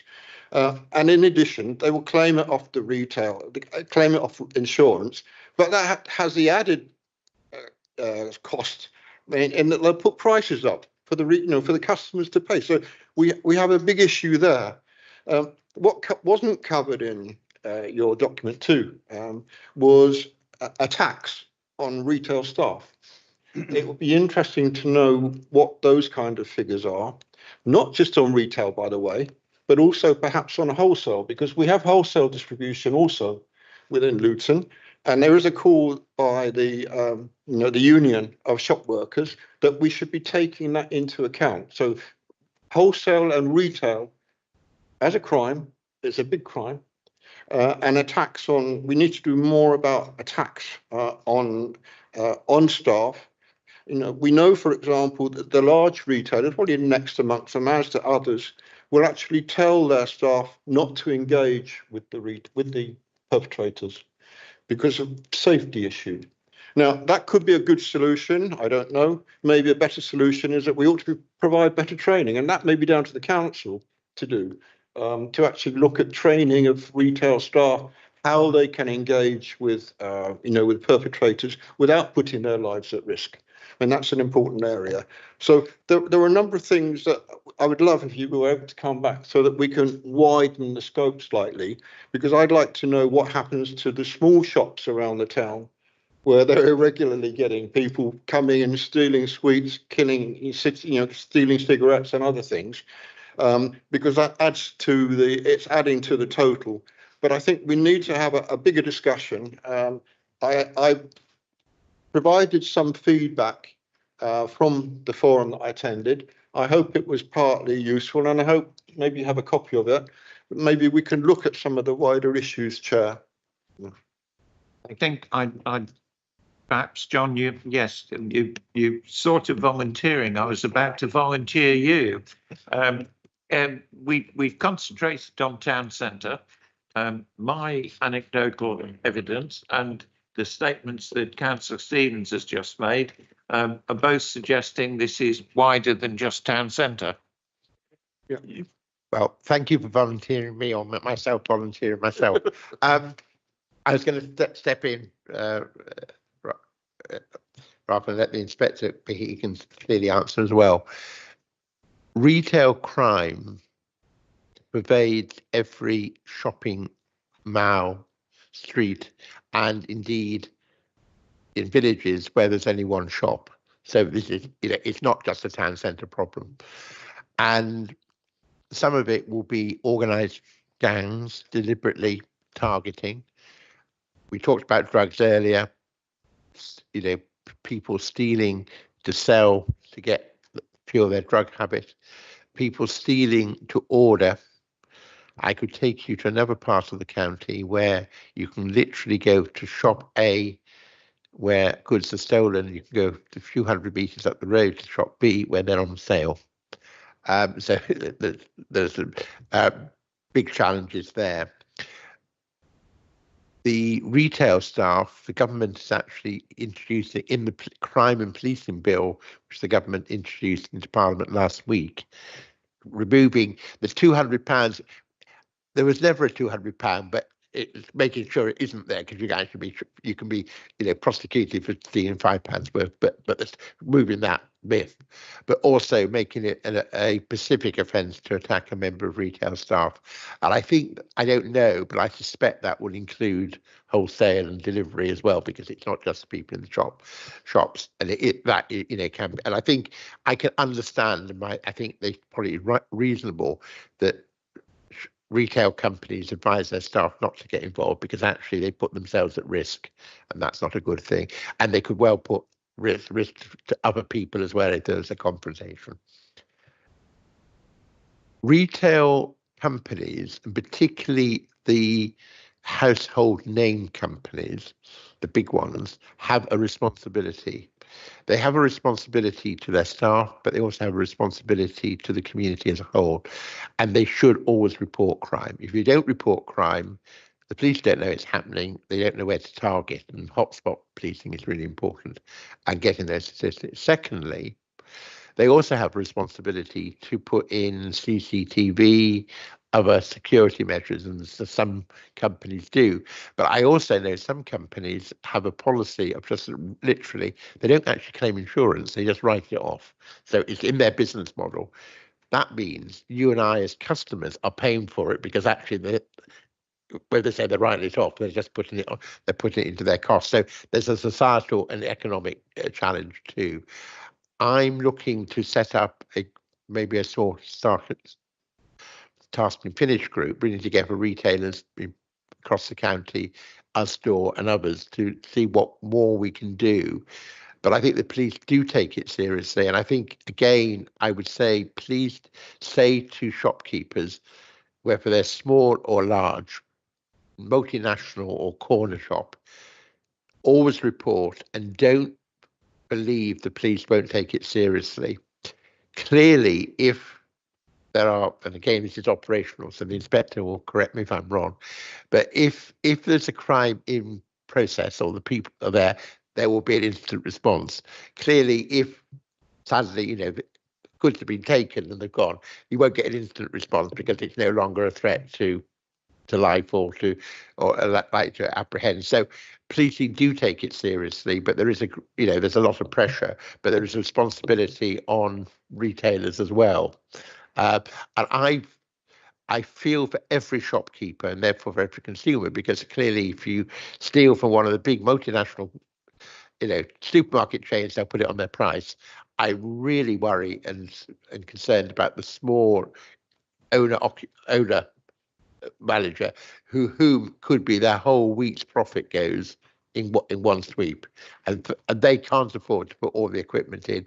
But there's also, I'll finish a rather long-winded answer, but there's also a responsibility on the council. CCTV and other planning measures can also help enormously, and the quality of good local authority CCTV can be sufficient for prosecution. I've seen lots of hands, so we'll start with you, Councillor. Thank you, Chair. I just wanted to ask with regards to everything that we've heard this evening. A lot of it is around sort of what's happening in the town centre, and there is this focus, which rightly there should be. My question is more around what is happening around my area in Lucy Farm. So there is an increase, and it has been quite a significant increase in shop theft and shoplifting, and it is a huge problem in Lucy Farm. And we hear these our shopkeepers and our residents complain about this a number of times. What exactly are we doing? Because I mean, time and time again, they say that they report, but nothing happens or they don't hear back. So it kind of deflates them. So here we are encouraging people to report. But when they don't see anything coming back their way, it kind of defeats the objective of reporting. So I'd like to know what is happening. Yeah, of course. It's hard for me to say exactly what's happening in regards to, the crimes that have been reported to yourself without me having the detail and being able to kind of have a view of that. However, the same approach we take in the town centre on a smaller scale will be happening in and around those areas, just because a town centre is a focused area where I can focus all of my resources for that team. When we get further out, you'll have a PCSO and a PC within those areas allocated to Lucy Farm. It's for those guys to kind of build that intelligence picture, develop the work that needs to take place, and then obviously we will then give resources to specific operations that they might want to do around that. I haven't got those details on me in terms of what the current picture looks like in Lucy Farm. However, I'll share my details if you haven't got them already, and I'm more than happy to sit down. I'll go and find that information for you, and we can have a sit down conversation about it. Not a problem. And actually, have my local officers from that area, have they spoke to you? Do you know who they are? I actually don't know who they are. I think Okay. their first point of contact is with Hazel, but I know that there was some changes. No. So not sure really who those officers are. Not sure whether there is anybody that goes out and speaks to any of the shopkeepers or responds, or whether there is that communication there at the moment. So it'd be good to have some of that information. So you'll be contacted by my officers in the next couple of days, definitely. Yeah, I'm a bit disappointed. I was saying I was really happy before, but I'm a bit disappointed in that they haven't, because something I really focus on is, to all my officers, is, do you know who your local councillor is? And I'll be honest with you, some of them have turned around recently and said to me, no, that's not the answer that I want to hear. So, they get told that quite bluntly. So, tomorrow you'll probably get a phone call tomorrow. All right. So definitely they need to be working with yourselves. Okay. So, I'll make sure you're contacted by those officers and they can give you a detailed report of what they're doing. Right, thank you. Councillor Marshall. Thank you, Chair. Interesting reading in terms of the sort of average number of burglaries, robberies, theft of motor vehicle, etc. Are these crimes which have been reported or investigated? And if they are investigated, what is the sort of average clear-up rate? I probably watch too many American TV programs, but in relation to what you investigated, what would be an average performance in terms of looking at motor theft when the stats are 64 thefts on average on motor vehicles across the borough? What's the average? What is the average success rate? Yeah, Basically, success rate. is what you're looking for. Yeah. Yeah, what's still I'm American going to be honest, I don't have that information to hand, but again, I'm going to go away and get that information for you. Yeah, it's not something that I've looked at. But if you look at, I can see the report you've got there. If you look at the one that I kind of gave just for the town centre, I kind of delved into that, and there's a comparison from the 6 months we've just had and the identical 6 months before, and our solving rate basically has gone up by 24%. So there's a lot more work going on, but I can't speak for the motor, for the theft of motor vehicles. Councillor Gisela. Oh, thank you, Chair. I think the key thing we're discussing there which is the policing model we started using since 2021.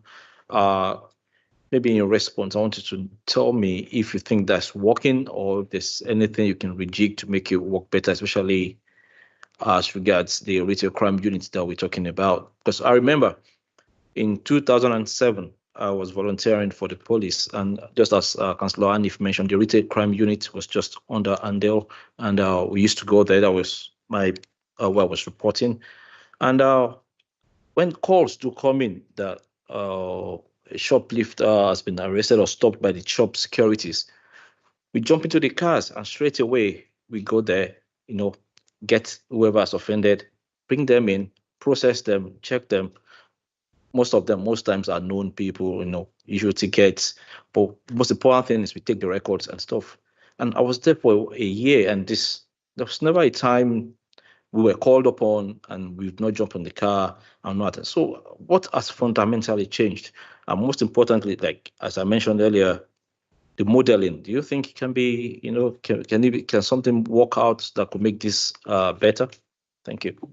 Yeah, in regards to that, so since 2007, what I'd say has changed fundamentally is we receive a lot more emergency calls where there's a threat and risk to life compared to so now in 2025, we'll receive a much larger number of calls where there's a threat of harm to life, whereas in 2007, the number would have been a lot lower. So maybe that would have given us more time to get to those retail type crimes. However, now what we work on is a threat, harm and risk model, because we don't have the officers to attend every single 999 call that we get, if I'm honest, there and then. The Commissioner did mention that we're looking at response times. It's a huge thing. Before I came to community neighbourhood policing, I was in our frontline patrol policing as the inspector there, and that was something that was a real focus of ours, is how quickly can we get to the emergency calls. However, because we get so many, we have to look at what's the threat, what's the harm, and what's the risk right now as we're kind of live talking to that person. And I'll give you an example, if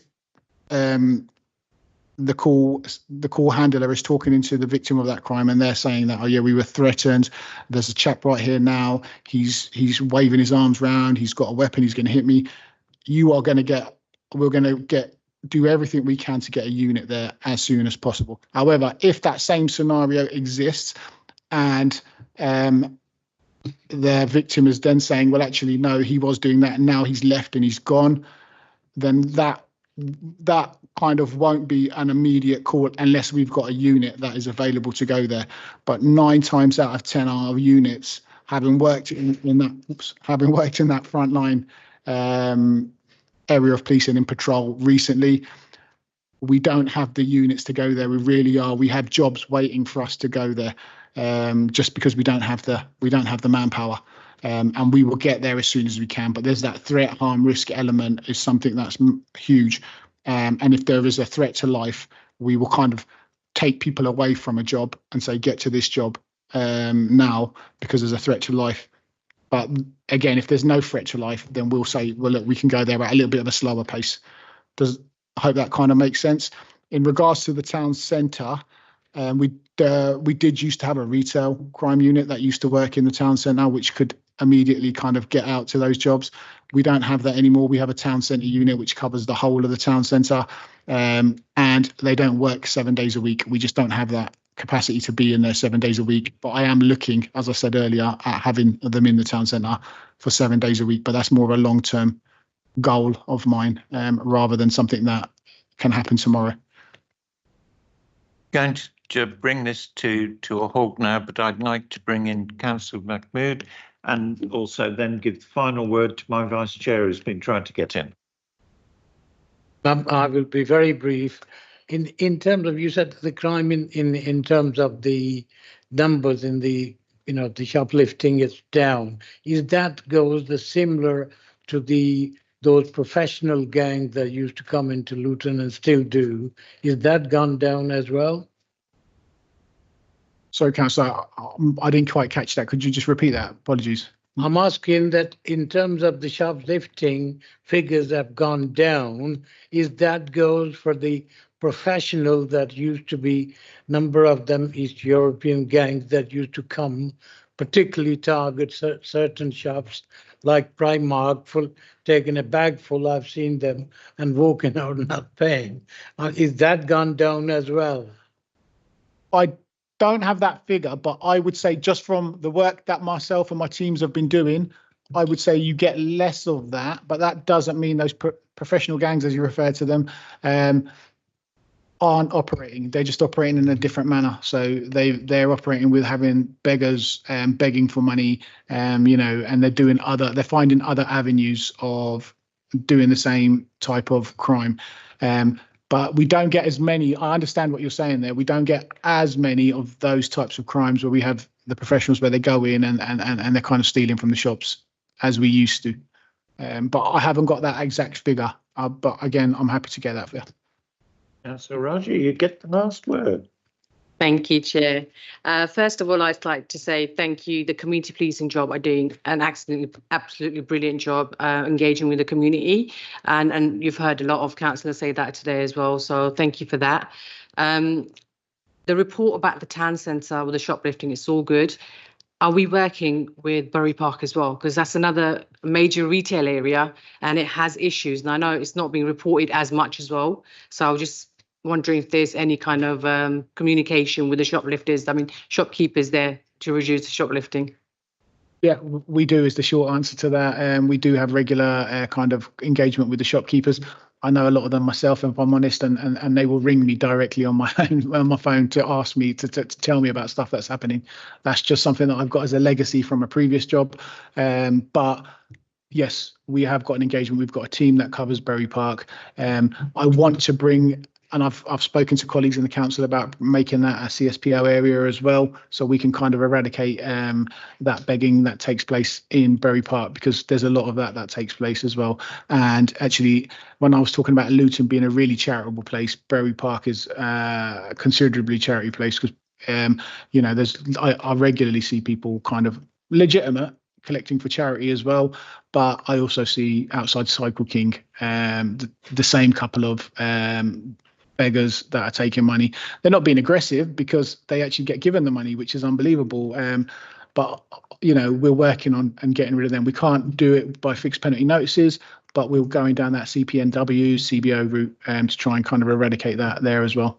So there's lots of work going on in the Bury Park area as well, definitely. Okay, I'm going to bring the item to an end. I have to say that I get the impression that members of this group would carry on talking all evening to the police and to the crime commissioner on these subjects. I would just like to say thank you to both the inspector and to the commissioner for coming. But I also want to very specifically say thank you to all of the council people and to the other groups that have been working together with the police, because it's no one group on their own that is going to help take this further forward. But I would like to thank you both very much for coming this evening, and we look forward to a lot more exchange between ourselves and yourselves. Thank you.